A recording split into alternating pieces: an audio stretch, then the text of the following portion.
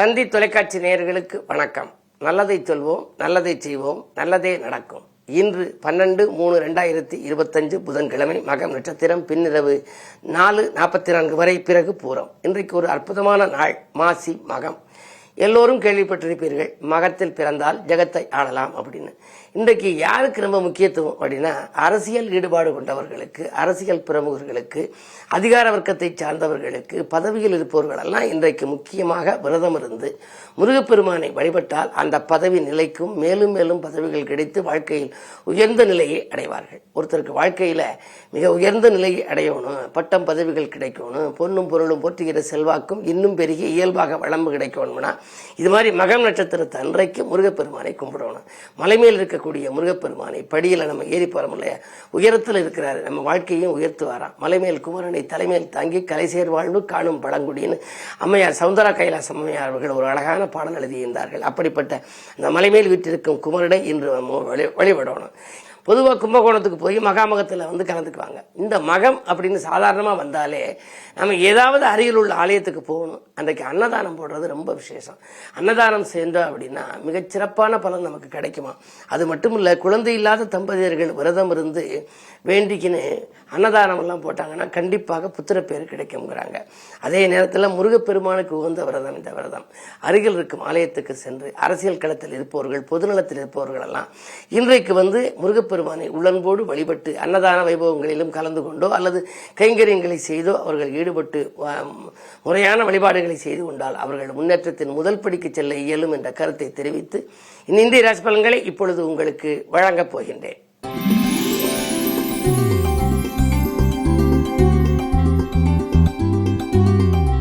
மேசராசி நேயர்களே, உங்களுக்கெல்லாம் இன்று ஒரு யோகமான நாள், அற்புதமான நாள். உங்களுடைய ராசிநாதன் வெற்றிகள் ஸ்தானத்தில், லாபஸ்தானத்திலே சனி, பொருளாதாரம் மிகச்சிறப்பாக இருக்கிறது. முக்கிய புள்ளிகள் இல்லம் தேடி உங்களுக்கு உதவிக்கரம் நீட்டுவார்கள். அது மட்டுமல்லாமல் இன்றைக்கு உங்களுக்கு ஒரு மதிப்பும் மரியாதையும் உயரும், செல்வாக்கு மேலோங்கும். பொது நலத்திலே நீங்கள் இருந்தால் இன்று புதிய பாதை உங்களுக்கு புலப்படும்.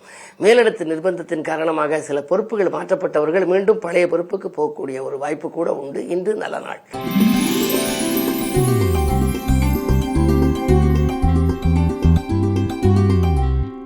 ரிஷபராசி நேயர்களே, உங்களுக்கெல்லாம் வேற்று மனிதர்களின் ஒத்துழைப்பால் கூட்டு முயற்சியில் வெற்றி கிடைக்கின்ற நாள்.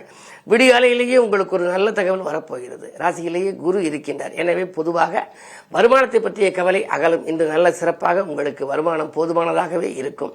குடும்பத்தில் உள்ளவர்கள் உங்கள் குணமறிந்து நடந்து கொள்வார்கள். கடன் சுமை குறையவும் உங்களுக்கு வழிபிறக்கும்.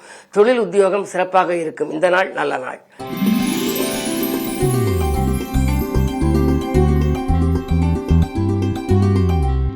மிதுனராசி நேயர்களே, ராசியிலேயே உங்களுக்கு செவ்வாய் 11ஆம் இடத்திற்கு அதிபதி, லாபாதிபதியாக இருக்கிறார்.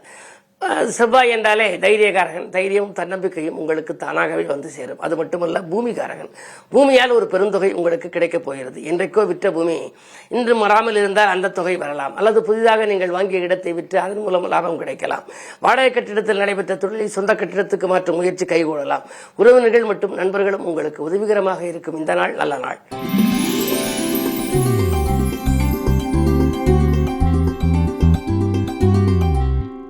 கடகராசி நேயர்களே, உங்களுக்கு ஒரு புதிய திருப்பங்கள் ஏற்படும் நாள், பொன்னான நாள். தனாதிபதி சூரியன் அஷ்டமத்தில் சனியோடு இருப்பதனாலே வரவும் செலவும் உங்களுக்கு சமமாகும். தேவைக்கேற்ற பணம் உங்களுக்கு வந்து கொண்டே இருக்கும்.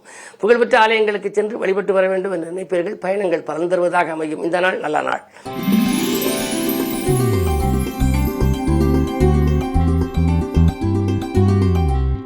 சிம்மராசி நேயர்களே, உங்களுக்கு விரையாதிபதி சந்திரன் உங்களுடைய ராசியில் இருப்பதால் விரயங்கள் கொஞ்சம் அதிகரிக்கலாம்.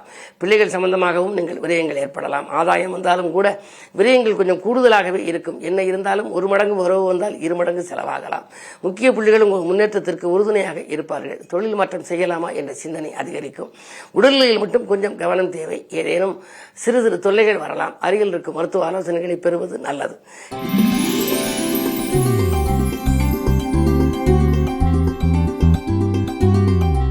கன்னிராசி நேயர்களே, ஜென்மத்தில் கேது, ஆன்மீக நாட்டம் அதிகரிக்கும். அதிகாலையிலேயே நீங்கள் ஆன்மீக பெருமானை வழிபட்டு அதற்கு பின்னால் ஆறுமுக பெருமானையும் வழிபட்டு காரியத்தை தொடங்குவது நல்லது.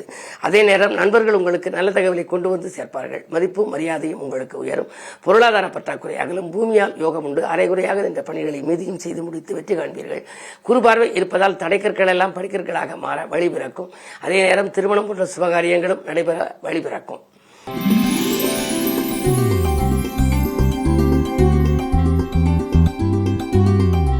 துலாம் ராசி நேயர்களே, தொட்ட காரியங்கள் எல்லாம் வெற்றி கிடைக்க வேண்டுமானால் குருவின் அருட்பார்வை வேண்டும். அந்த குரு அஷ்டமத்தில் மறைந்திருக்கிறார்.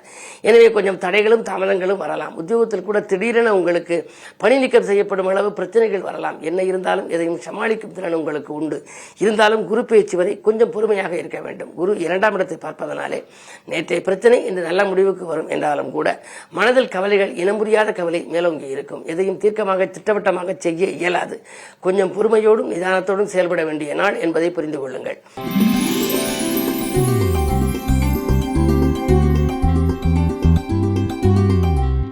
விருச்சிக ராசி நேயர்களே, உங்களுக்கெல்லாம் முயற்சிகளில் வெற்றி கிடைக்கும் நாள். முன்னேற்ற பாதையில் அடியெடுத்து வைப்பீர்கள். நினைத்தது நினைத்த நேரத்தில் செய்து முடிக்க இயலும். செல்வாக்கு மேலோங்கும். அரசியல் களத்தில் இருப்பவர்களுக்கு நல்ல பொறுப்புகள் வரலாம். அருகில் இருக்கும் ஆலயம் சென்று முருகப்பெருமானையும் என்று வழிபட்டு வந்தால் மகத்தில் பிறந்தவர்கள் ஜெகத்தை ஆளலாம் என்பதற்கேற்ப பொது வாழ்வில் இருப்பவர்களுக்கு நல்ல பொறுப்புகள் கிடைக்கும். அதே நேரத்தில் அஷ்டமத்தில் செவ்வாய் இருந்தாலும் செவ்வாயின் பார்வை 2இல் பதிவதனாலே பூமி வாங்கும் யோகமோ அல்லது வீடு கட்டும் யோகமோ வீடு வாங்கும் யோகமோ ஒரு சிலருக்கு வாய்க்கும் நாள் இந்த நாள்.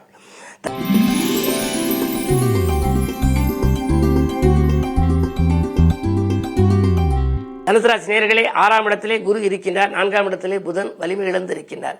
இருந்தாலும் சுக்கிரனோடு இணைந்து புத சுக்கிர யோகமாகவும் நீச்சபங்க ராஜயோகமாகவும் இருப்பதால் குடும்பத்தில் இருந்த குறைபாடுகள் அகலும். உங்களுக்கு அருகில் இருப்பவர்கள் மூலமாக ஆதாயம் தரும் தகவல் கிடைக்கப் போகின்றது. அயல் நாட்டிலிருந்து ஒரு நல்ல தகவல் கிடைக்கும்.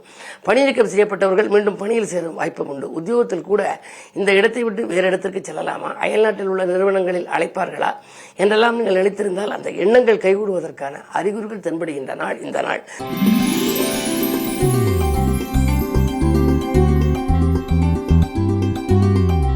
மகர ராசி நேயர்களே, உங்களுக்கு சந்திராஷ்டமம். அலைச்சலுக்கேற்ற ஆதாயம் கிடைக்காது.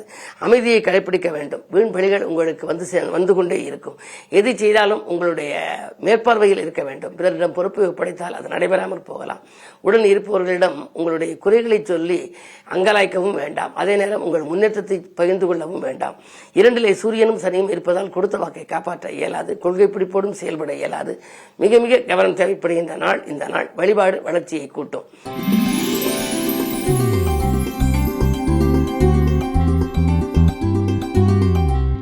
கும்பராசி நேயர்களே, அன்பு நண்பர்களின் ஆதரவு உங்களுக்கு கூடுதலாக கிடைக்கும் நாள்.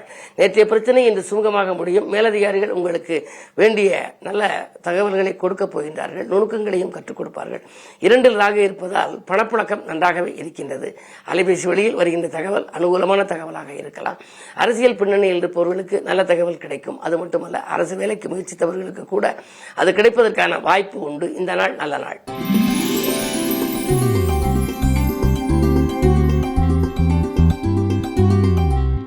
மீனராசி நேயர்களே, உங்களுக்கு மிகச்சிறந்த நாள்.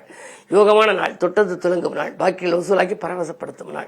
பணியில் இருந்த தொய்வுகள் அகலும். வருமானம் பெருக நண்பர்கள் வழிகாட்டுவார்கள். உங்கள் திறமைக்குரிய அங்கீகாரம் கிடைக்கப் போகின்றது. ஆடை ஆபரண சேர்க்கை உண்டு. இல்லத்திற்கு தேவையான விலையுந்த பொருட்களையும் வாங்கி மகிழ்வீர்கள். அதே நேரம் ஜென்மத்தில் ஆக இருப்பதால் பயணங்கள் பறந்துருவதாக அமையும். ஒரு சிலருக்கு வெளிநாட்டு பயணம் கூட வருவதற்கான அறிகுறிகள் தென்படலாம். என்ன இருந்தாலும் சுய ஜாதகத்தை ஒரு முறை புரட்டி பாருங்கள். 7 சனியின் ஆதிக்கம் இருப்பதால் திசாபுத்தி வலிமையாக இருந்தால் எதையும் ஏற்றுக்கொள்ளலாம். மேலும் விவரங்கள் அறிய தினத்தந்தி படியுங்கள்.